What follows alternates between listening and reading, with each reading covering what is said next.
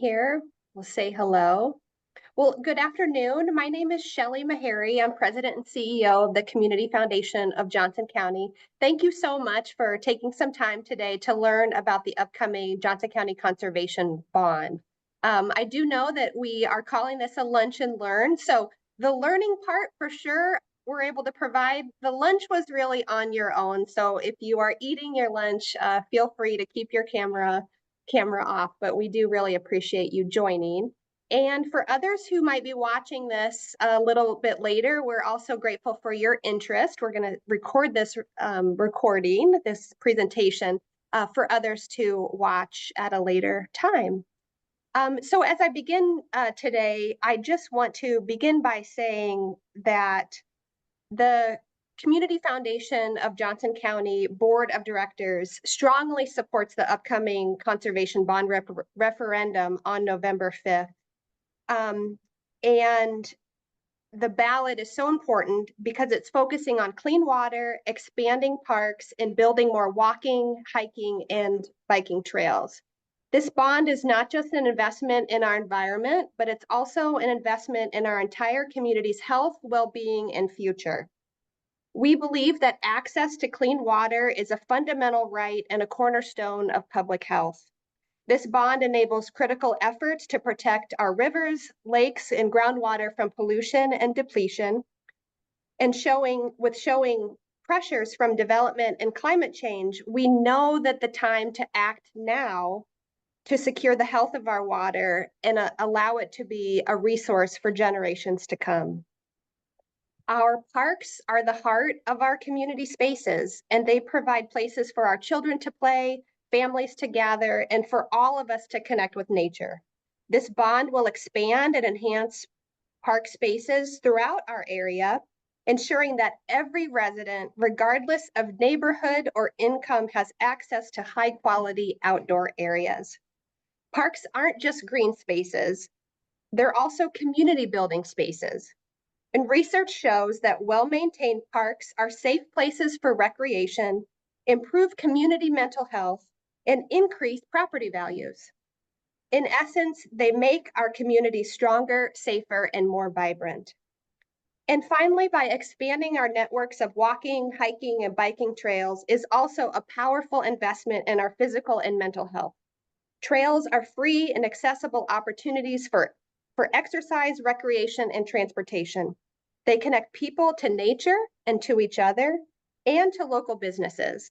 In fact, trails can boost local economies by attracting tourists and encouraging local spending. I, for one, know that I doubt I would have ever visited a house divided in Ely had it not been for the Hoover Trail. So kudos to small businesses on our trail system. And just as importantly, they also offer a chance for everyone, regardless of age or ability, to enjoy the outdoors. By supporting this bond, we're ensuring that future generations have these opportunities too.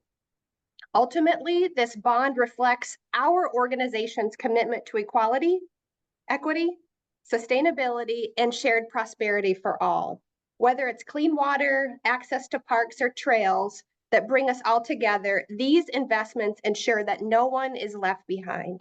By supporting the Conservation Bond, we are advancing a vision for a healthier, more connected, and more vibrant community. So that's on behalf of the Community Foundation of Johnson County. Now I'm really going to turn it over and let the experts tell you more about the work of the bond. And that's why we're all in on our support for this bond. Now, I'm delighted to welcome our guests to the program. We have today some experts. Johnson County Conservation Program Director Brad Friedoff is with us, along with the Our Land, Our Land, Our Water, Our Future co-chairs Pat Hayden and Josh Schaumburger are also with us. Pat, Josh, Brad, thank you so much for joining our Zoom today. Thank you, Shelley, and thank you to the Community Foundation of Johnson County for all your support on this initiative and for giving Brad, Josh, and me the opportunity to talk about this $30 million conservation bond referendum that is on the ballot. and what a yes vote for this new bond initiative will mean for all of us. But our story really begins in 2008. That year, a $20 million conservation bond was passed by a supermajority of voters.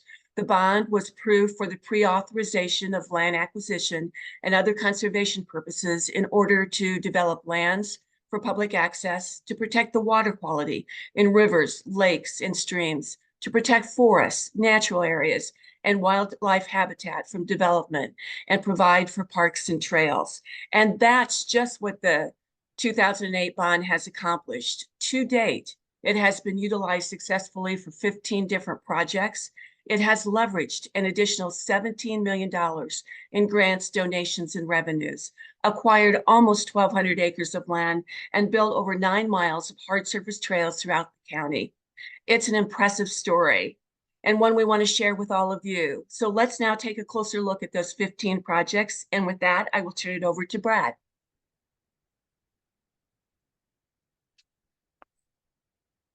Brad, you're on mute. Oh. Well, on mute, and then can you see my screen? Yes. All right, excellent. We'll Thumbs jump up right to into this. all. Thank you. So, as Pat mentioned, well, first, thank you for having us, Community Foundation of Johnson County. We appreciate this opportunity, and we want to showcase what we did with that 2008 conservation bond. And so we're going to take you through a few of these slides here, and let me see if I can get this to, there we go. So we started a little slow in 2008, but we acquired our first piece with the Clear Creek Conservation Area, which was 80 acres. Adjoining the Clear Creek corridor, the stream corridor. And you have to remember, after 2008, we were just coming out of a massive flood that impacted all of our communities. And so one thing that we intended to do with this conservation bond was buy areas along rivers and streams that would help allow us to allow these systems that naturally flood to do that, right? Without having negative impacts on our businesses. And obviously, within our communities isn't a great place to have those floodwaters. So we want to have them out in those river and stream corridors. So this was the first parcel we acquired, beautiful floodplain along the Clear Creek corridor. It has oxbows, all kinds of areas that we can inundate with floodwaters, and the wildlife absolutely loves it. But we also wanted to make it inviting for the public. And so in 2010, we began our trail acquisitions and development of this project, the trail corridors throughout Johnson County. This was the first trail Johnson County Conservation Board worked on directly. This was through the Clear Creek area, and it connected Ireland Avenue south of Tiffin all the way out to Half Moon Avenue to the west. And eventually, you'll hear me talk about this throughout, we want to see this trail connect all the way through Tiffin, Kent Park, the Amana, Oxford, and the Amana colonies, going west out of Johnson County. So we're excited about that. We also focused on a lot of unique habitats, geological features, places that had rare and uncommon plants and animals. And so the Chia Fen had been on our radar for over 20 years. We had wanted to acquire this parcel of land. And the 2008 conservation bond allowed us to acquire that by working with the landowners. For those of you that aren't familiar with a fen is a wetland area that, unlike normal wetlands, isn't fed from rainwater or from groundwater underneath. This is actually fed by surface water running underneath the soil, and in this case, sandy soil, and then filtering back to the surface because it can't escape through the soil profile. And the reason for that is there's a clay membrane in here. And so when the Cedar River flooded, it was being created, there was wind-blown deposition of sand in this location on top of a clay layer. And so as rainfall falls on this landscape, the water can't percolate down through. It percolates to this point where it has a unique water chemistry because it's moving through sandy soil, not very many minerals or nutrients in that soil. And so it's a nutrient poor fen, one of only 2 in the state of Iowa, the other being in north central Iowa. So botanically, it has a lot of unique plants that exist here and wildlife that call this home, and we're very excited to acquire that from the landowners. And so here's one of the large oak trees that grows along the Chiafen. The Chiafen is also very historic. The Sutliff area has always been home to travelers, right? Moving across, whether that was Native Americans or early European settlers, they would travel from Tipton, the Tipton area, and this was the point where they could cross the Cedar River. And so through this property, you will see some old paths that were actually historic roadways that moved through that area. And so these 100-year, 200-year-old oak trees have stories to tell, and we encourage everyone to get out and visit this site. And you may encounter some of our friends while you're out there. White-tailed deer, raccoons, race runners, all of these animals call this place home, as well as these unique plants like this cleft phlox you see in the lower right-hand corner. In the spring of the year, it's absolutely beautiful out there. And now that we've removed the livestock from that area, all these things are allowed to bloom. So very unique area. And then all these areas that you'll see us talk about provide us with a wealth of ecological services. Trees that produce high quality air for us to breathe, take that carbon dioxide out of the atmosphere. Areas that improve our water quality, and I'll talk about a few of those. And then just beautiful areas for us all to exercise and relax. We also had to do a little bit of planning on the front side. So you see a little bit of a gap in there, 2009, 2010. 2014, we still hadn't really begun to spend that $20 million. And we learned quickly, I'm going to step back. We had to learn quickly because we were the first county in the state of Iowa to pass a conservation bond.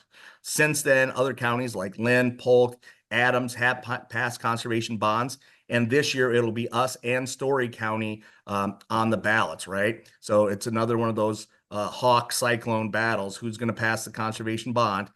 Better land in Hawkeye country. But 2014, we learned that we had to be better prepared to spend dollars when federal funds, state funds, or local funds became available. So in 2014, we did a lot of planning with local contractors and consultants. And some of these projects have been completed. Others remain on the books to be done. And it's all about when those projects are available to be done and when funding matches that. So we'll talk about a few of those in a minute here. One that has been completed is the Sutliff Bridge project. Again, I talked about the Sutliff Bridge being the home to numerous ferries across the river over the year. The last family that ran the ferry there was Sutliff, and thus the name Sutliff in that region. The old historic bridge that replaced the ferry system still exists in this area. And there's a parking area now on the west side of the river. So people can go out and explore and enjoy that area. Go over to the Sutliff Bar and Grill, grab something to eat, grab a beer or soda for out on the bridge, and enjoy the outdoors. When you get done, you need to work off those extra pounds that you added from that nice hamburger. You can explore the Cedar River crossing area, and we'll show you that in a minute. But 500 acres of opportunities with trails for bird watching, hunting, fishing, you name it, you can get out there and enjoy it. So this is the Cedar River crossing. So this is what is located directly below that area I just showed you with the parking area. The Cedar River crossing is nearly 500 acres on the west side of the Cedar River across from Sutliff. And historically, this was farmed, and I'll show you in a minute why it wasn't a great piece of ground to be agriculturally farmed. But there were other areas that were unable to be farmed, and those were home to a variety of very important wildlife areas. This is one of the native wetlands that exists along the Cedar River.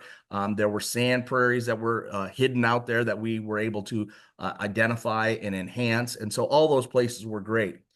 But this is what we turned it into. So the area that you see in your upper right-hand corner there, I don't know if you guys can see my cursor circling around there, but that is area that had been converted from agricultural ground to the wetland systems that we built up there. So we actually built this into a wetland bank, and I'll show you the farm system in a minute. But a wetland bank is anytime a builder or a road developer or anybody like that destroys a wetland that is connected to a river or stream, they have to mitigate those by the determination of the federal government, the U.S. Army Corps of Engineers.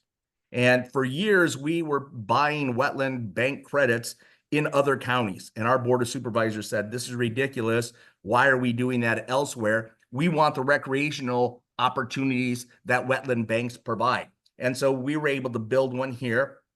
And so builders, other government entities, when they need wetland credits, they buy them here. So we spent this money. It's going to generate revenue over the years that will come back towards conservation. At the upper end of this large complex, you see this little wetland basin. That's what we call our denitrification pond. So not only did we help a farmer get out of these wet conditions down here, right? He was producing a crop every 2 to 3 years out of 10. And so we were able to take that producer out of that and give them a better opportunity. But there are almost 100 miles of tile line that dump into this little wetland basin. Now, if we would allow those tile lines to run directly to the Cedar River, there'd be a lot of nutrients that go with that water runoff. But by allowing it to come to the surface, we're able to use the sunlight that's naturally provided for us to break down those pollutants. The sediments fall out, a lot of the pollutants fall out with them, and then pollutants that are left in the water column are broken down by sunlight. And then these waters are able to meander through this complex wetland and stream environment before it dumps into the Cedar River. The spoils of this wetland that we built here were built into an astronomical clock that is also found on the site. And so if you go out at the spring equinox or the fall, you can see line the sun up with these lines, and it shows you what time of the year it truly is. And so we're always excited about that. This is what the site looked like when it floods. Now imagine you're a farmer and this is your ag ground right here. This is all Cedar River's over here in the upper left corner, but all of this is your flood ground, right?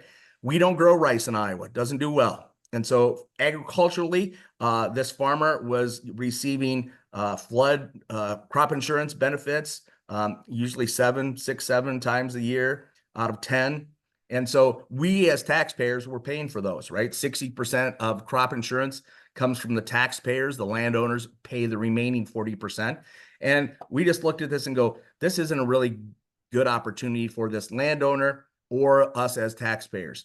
The benefits that we can gain by turning this back into wetlands are much higher. The ecological services it provides are much higher. The recreational opportunities are there. And so we slowly converted it. And this is one of the early photos from that site.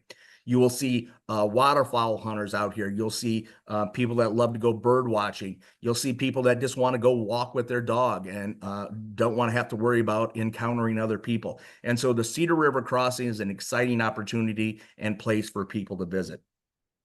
We also, water quality at that site wasn't our only concern. We also had water quality issues here at FW Kent Park, which is kind of our flagship park of the Johnson County Conservation Board. So on the top of that photo, you'll see our lake water prior to a lake restoration. So we started doing water studies in this many years prior to 2015, and those all pointed to we had a water quality issue.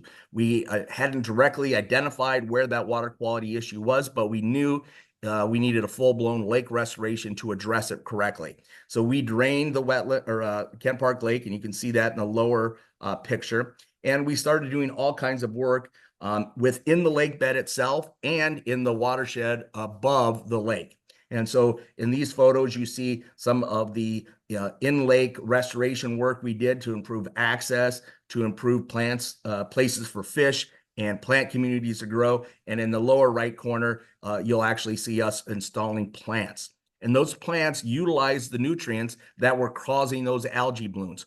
We also did a lot of work in the watershed to enhance the wetlands that were there.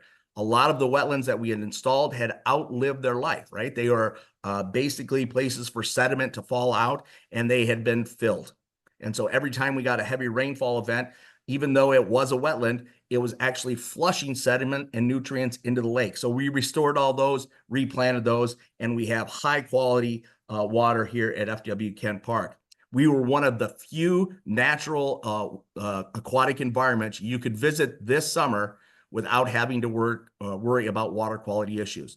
Coralville Reservoir had all kinds of swimming and advisories out there. Lake McBride had all kinds of advisories. We only had a few, and those were associated with very heavy rainfall events that were outside of our control. But otherwise, our water quality was phenomenal, and that was all due to this lake restoration. And 50% of that was funded by the DNR, but we were able to obtain it because we had the other 50% matched locally provided by the Johnson County Conservation Bond.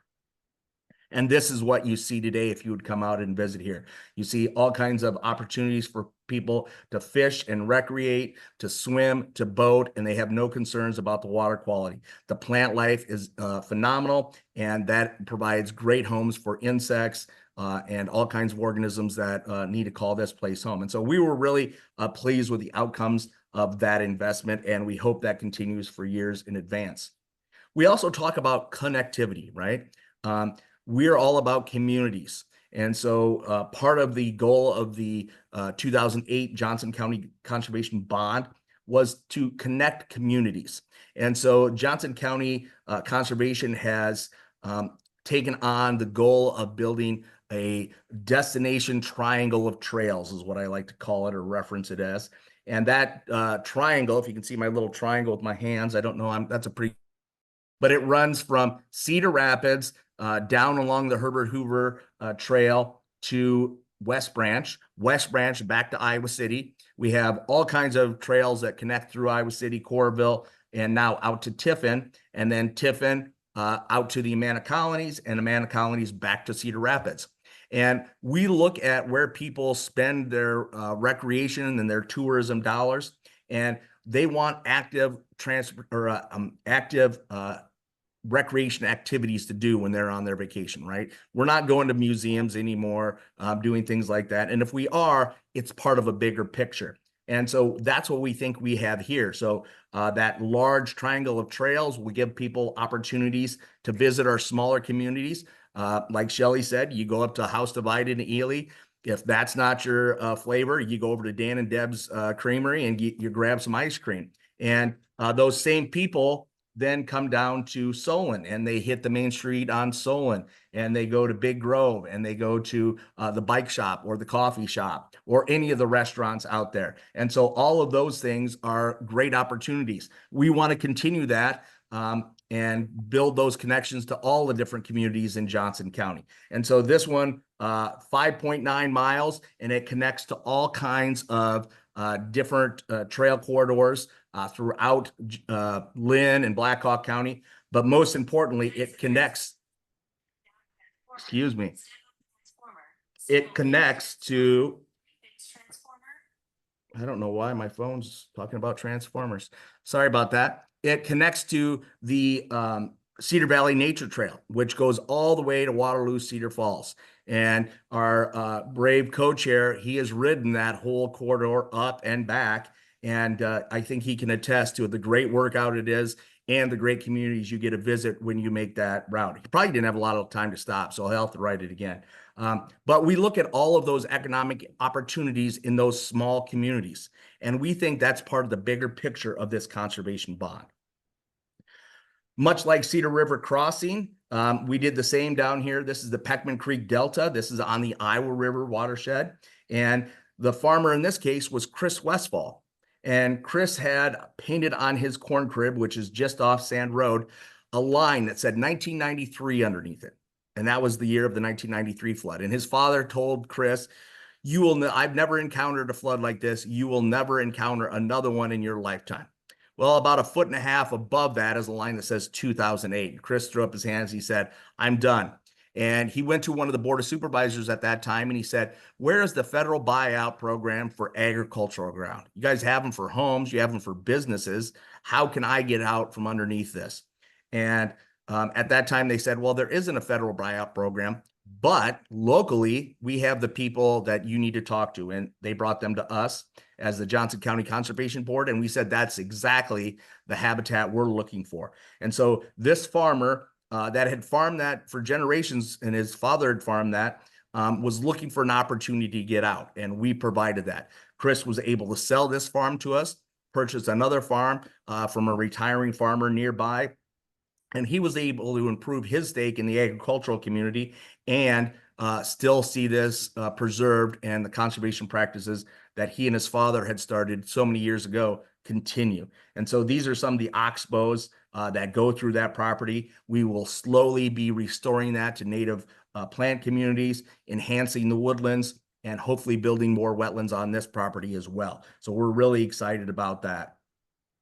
Another trail opportunity we talk about, this is our connection between North Liberty and Mahaffey Bridge. And a lot of people give me a hard time. They go, well, that's the trail to nowhere, Brad. No, it's actually the trail to one of the best single track courses in the state of Iowa at the Sugar Bottom Recreation Area. And yes, we do have intentions to eventually build an off road trail between Mahaffey Bridge and Solon, but there are issues because there's a state preserve right on the other side of the Mahaffey Bridge. And so overcoming those, completing some other really priority trails before we complete this one is on our radar. So we're excited about that. And if you go on this, Club 76, Big Grove and Solon, Big Grove, or Red's Ale House, or any of the businesses in any of those communities do see a lot of business because of the people getting out there and recreating, right? We all don't spend time on our farms getting that workout. A lot of us are stuck right here behind a computer. And so these are the recreational opportunities we need when we get done with our busy days at work. And then another really important, and I'd say these last few are really legacy projects that our previous director, Larry Ngullett, was involved with. He passed away, unfortunately, from esophageal cancer in September of this year, but he worked very closely with all the landowners setting up these last few projects. The first one is Chongaleska Wakan. That's Lakota word, and Dick Schwab and Catherine Burford selected that name. And the Lakota word is in reference to the sacred hoop or the circle of life, right? And that's how they viewed their property. There was no beginning, there was no end. It is simply a circle, right? It continues to go. And I always like to say, I don't think Dick slept much. And if he did, it was only for a few hours because he always kept himself busy. And so there was nothing Dick ever threw away.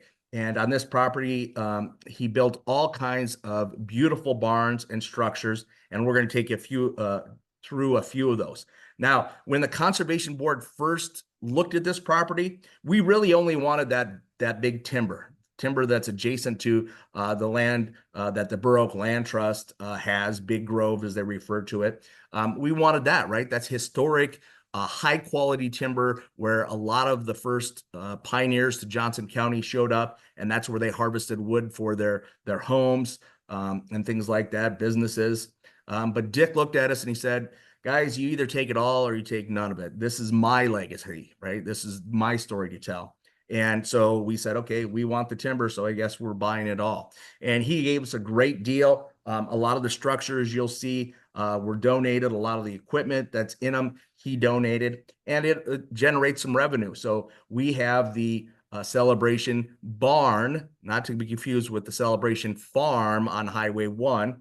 And both are used as venues for weddings, reunions, all kinds of gatherings. Ours is, that isn't our intent with it, right? We host roughly 12 events there a year, some weddings, some fundraising activities for schools, Dollars for Scholars, Pheasants Forever, different fundraising activities are sponsored out there as well. And as we always remind people, it is a barn. Dick tells us that as well. So we can cool it in the summertime, but we do not heat it. So we have a shortened window on when that is really available for good use. But here's the inside of that. You'll notice that there are 7 different colored woods that create the roof. Dick built all of this himself. There are 7 different species of tree that are shown by those different colors of woods. Every one of these arches that goes up there, they're a quarter of the circumference of this building, right? So they built these on site, and I can't remember how many 55-gallon drums of glue Dick said they went through, but it was immense, right? So pretty amazing work. They also did stonework from the Anamosa Quarries, beautiful limestone from Iowa. And I think he was always up to a challenge, right? Which is a great goal to associate with our conservation bond? Where's the challenge? And so this is outdoor. This is the backside of the Celebration Barn. It has North America's largest freestanding arch. So they built framework underneath it, built the arch, dropped the keystone in place, and go, okay, I hope it holds. We're going to pull the frame out, and it does, and it probably will be there for hundreds of years. And then in front of that is a labyrinth. And a labyrinth, if you haven't studied labyrinths, is a meditational journey, right? You follow a path, a circular path through here. And as you walk through that, you meditate and you think through your problems. And hopefully by the time you reach the center, you've come to the answer, right? And I always find that very iconic because this is where a lot of people get married, right? So hopefully they've come to the right answer when they meet there in the center.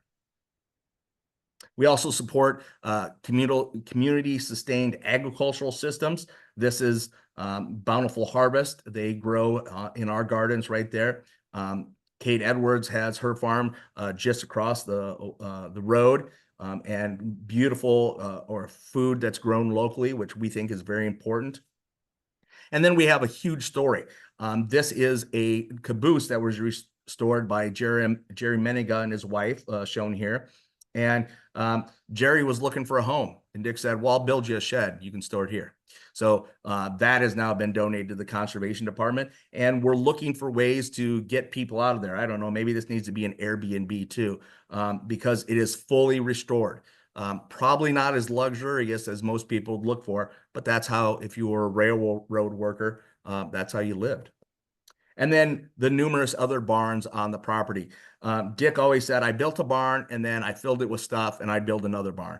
And that's exactly what he did. So the barn you see on the far left-hand side, the lower half of that is a wood shop. And we do a lot of classes in there. We are currently in the process of doing a woodworking class for women. And it is taught by women, right? Because let's be honest, guys, we're not always the greatest teachers when it comes to activities like this. We can get a little harsh. And so it's great to have some great instructors. One of our staff is one of the instructors, and Katie Freeman from Iowa City is the other. And the goal of the class isn't about building something. It is about teaching women to be confident with power tools, right? Things that they can go home and then engage in their own home, right? There are no gender roles. We all do everything together. And so we find that some women are way more handy than their male counterpart, or maybe they're both the partners are females and they want to do some woodworking together. So we find this is a great class, and we're excited to offer it. Both of the other barns have woodworking supplies in them. This one, you can see all of the trees. There wasn't a tree that Dick saw fall down that he didn't think needed to become lumber. And so he's milled all of this. He's donated the mill and the drying bin, which you see in the middle. We can put about one full tree in there, dry it down so it's ready to be used. He also donated all kinds of old farm equipment. And so these are some of the implements he's left us. Minneapolis Moline tractor in yellow there, a couple of Ford tractors, Case tractor. There's some John Deeres. There's also some old cars in there. So all kinds of stuff that talks about our agricultural history and our transportation history in Iowa. But this was the real objective of getting this property from Dick and Catherine, getting children outdoors. And so we are the city of literacy. And so we like to encourage schools to come out. We work with the University of Iowa and a program they have to get less fortunate children outside to experience these things, to inspire our next writers and poets and people that write movies, right? I just watched the movie about Harper and Will, about an Iowa City resident that became a famous writer, wrote for Saturday Night Live, and she went through a transition from a man to a woman, and her journey with Will Ferrell across the state of Iowa. And hopefully that next great writer is here in our youth and ready to be found. Melinda Rife Riley was another unique geological area we purchased. This is a Paha Ridge. You get to say that real fast. Everybody can blend that into their vocabulary today. Paha It's sand blown, and this is two landforms in Iowa coming together. So the northern part of Johnson County is the Iowa erosion surface. The southern part of Johnson County is the Iowa Plains. Excuse me, I had a brain freeze there for a minute. And so these two regions come together. In the southern part, we don't get a lot of glacial erratics, but this is part of the grasslands that the Melinda Rife Riley Fenton Prairie exhibits. And so you'll see these beautiful grasslands, which are very unique. And then it has all these glacial erratics. This one was deposited from near St. Cloud, Minnesota. And if you were a farm kid in the 80s like me and grew up in northern Iowa, you got to pick these guys up, not these big ones like this, but smaller ones, and you got paid some pretty good money. So I see rock like that, and I think of economic opportunities. And then our last big property we acquired is Two Horse Farm, and this is kind of fitting for this time of the year. First, we've recently had an Indigenous Peoples Day that we celebrated, and so when Larry was working with the previous landowners on this property, he asked them, because he had been involved with a lot of Native American cultures that had once called Iowa home. And the Iowa tribe of Nebraska and Kansas told Larry years back, if there's ever an opportunity to acquire land that could be donated back to the Iowa tribe, we would love to own some, because your state is named after us. You have rivers named after us, but we no longer have any connection to Iowa. We don't own any land there. And so Larry talked to the landowners that were interested in selling this to us. And he said, would you ever be interested or consider donating a portion of this to the Iowa tribe of Kansas, Nebraska? And they were absolutely thrilled at the opportunity. And so 7 acres of the high point that overlooks the Iowa River has now been donated back to the Iowa of Kansas and Nebraska. The remaining 83 acres of this is what we call Two Horse Farm. And this is the farmstead. And the reason it gets Two Horse Farm is because back in the day, if we go back one slide, those agricultural areas that you see that look like prairie now, those were flat enough to be farmed, and it required 2 horses to farm those. And so this was the farmstead. They have the 1890s original home on there, and the original house is a Sears Roebuck catalog house. Now, some of the youngsters on here may not know what Sears Roebuck is, but it's basically the Amazon, right, of back in the day when you'd get these huge catalogs in the mail, or the IKEA, whichever one you want to use. They would send you this house and you would build it. Now, this is the 1890s farmhouse. There's another historic house in the state of Iowa, and it's called the Villisca Axe Murder House down in Decatur County, Iowa. These are both the same layouts. And so if you've ever visited the home of the most historic murder scene in the state of Iowa that has never been solved, you will see the layout matches this. In 1996, the homeowners wanted to add on for their family, so they added this section on, and they called that their residence. The previous owners were huge outdoor enthusiasts with beautiful gardens. Their daughter actually started the Jodine Kinsella actually started the Iowa Raptor Project. And so now we continue her legacy out there. She started the RARE group, which is a raptor rehabilitation and advocacy group. And so we help them in the big barn out there to rehab birds that are going to be released. There's some people walking. Here are some of the markers that denotate the 7 acres of the Iowa land. We manage all of that property for them. And then, so those are the things that we have done, we've completed. And then we're working on other things. And so all the money from the 2008 bond has been spent. We purchased some of the Hoover Trail corridor between Morris and Oasis. We'll continue to do that. And we have $3 million in federal funds to bring the Clear Creek Trail out to Kent Park. And so our match, conservation bond match money is part of that money.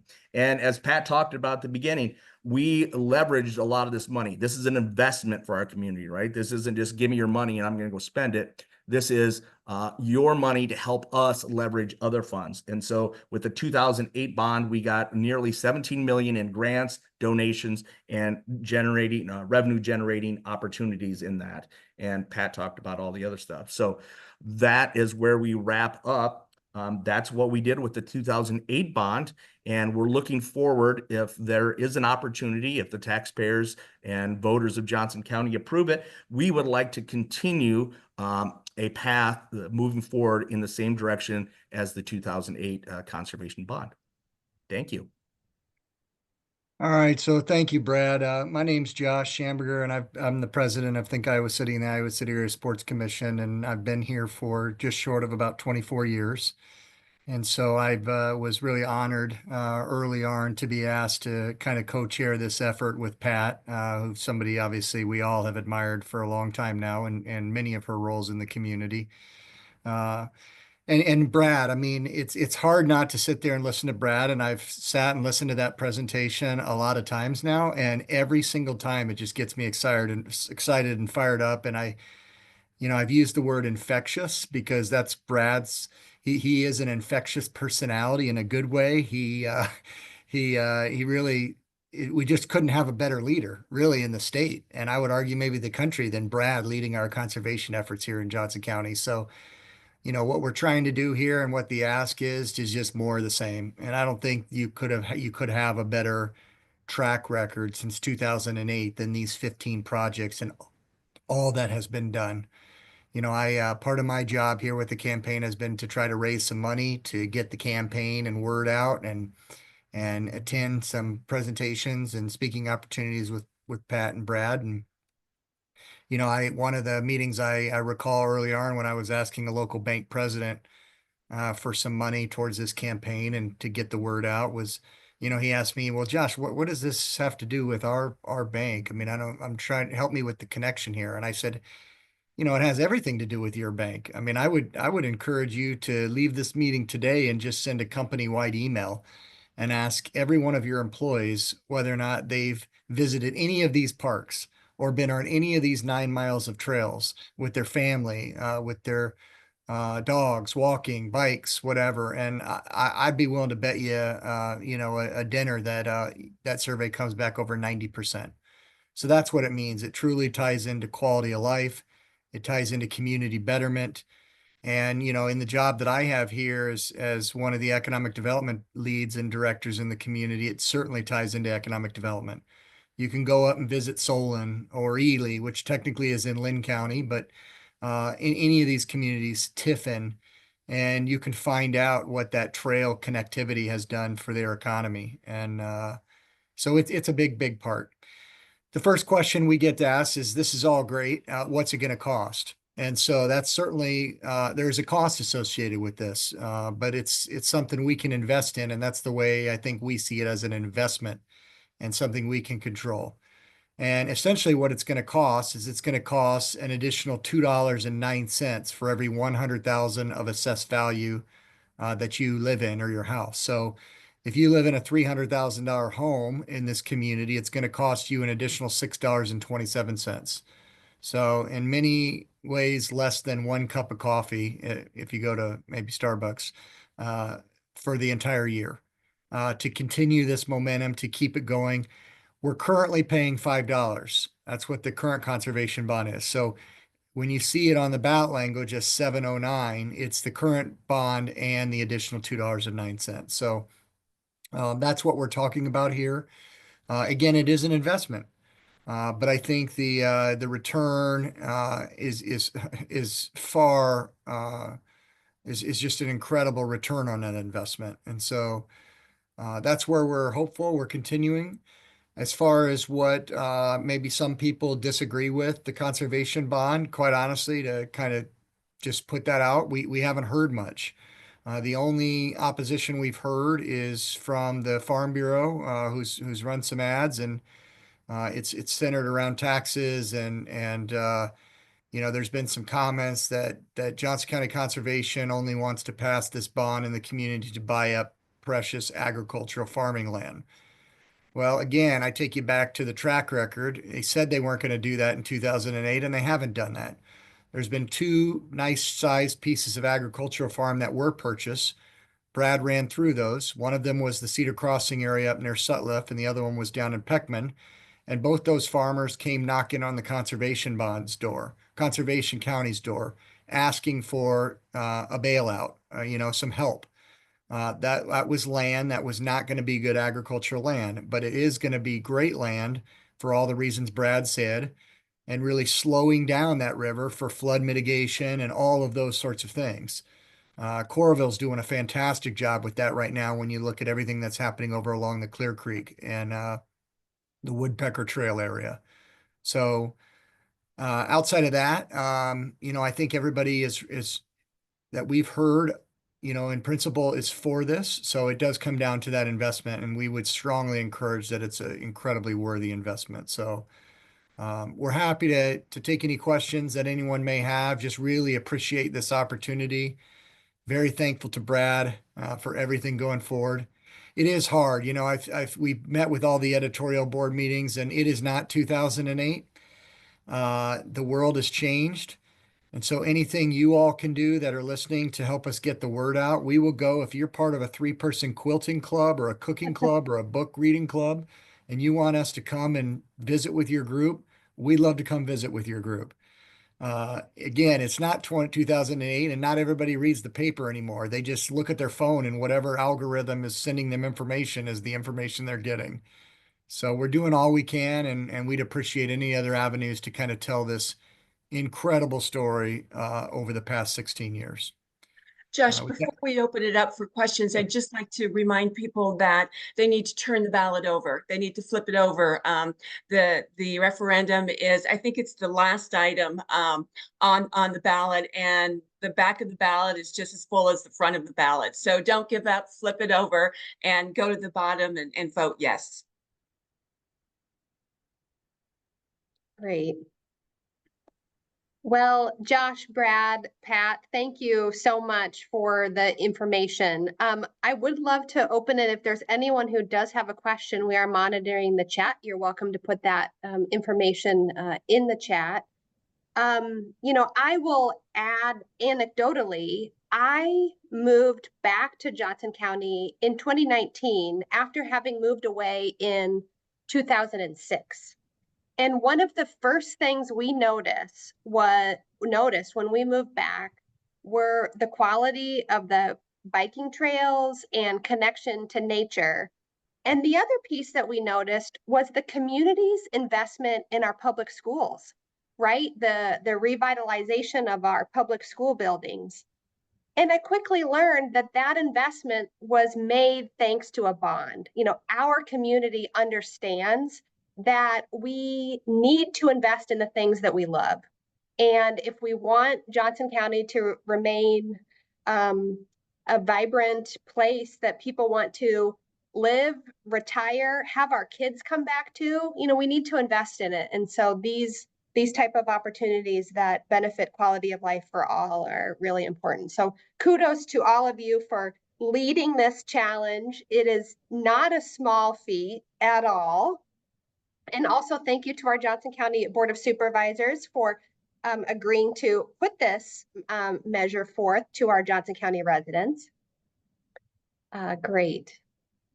I don't know that there are any questions in the chat. I saw one comment in there, Shelley, and that was Joanne with NAMI. And I will say thank you to NAMI. I think these bond activities, these trails, these recreational areas, I at least know for myself personally, and you talked about it, Shelley, COVID was tough mentally and physically, right? And so the mental health aspect of these areas, getting away from the hustle and bustle, the rough daily lifestyle we have, we need to be able to take a break. And a lot of these areas provide those opportunities to take a break. And so we think they're really great. And thank you for everything that NAMI does. We have a great organization with them here in Johnson County. Yeah, amazing. Thank you, NAMI, for joining us today. And if you don't feel comfortable asking a question and you want to email any of us, Pat and I try to be as accessible as possible. So don't hesitate to reach out, stop by. grab a yard sign. We've still got plenty in our office here. I think we have about 650, 700 out in the community. We've got a few hundred left here at the Think Iowa City office in Coralville, next to the right on First Ave by Trader Joe's. So just pop on in and ask us the questions, hard ones, easy ones, whatever. We're Yeah. really excited about this opportunity, but we do have to get to 60%. It's a bond. And so we understand that, and we're doing all we can to just get the word out and get people to flip the ballot over. And encourage people to connect with their networks, their own personal circle that they know, sharing information on their own personal social media channels or within networks is important too. You made a really interesting point about how the world has changed between 2008 bond versus now, just how we connect with our community, how we share information.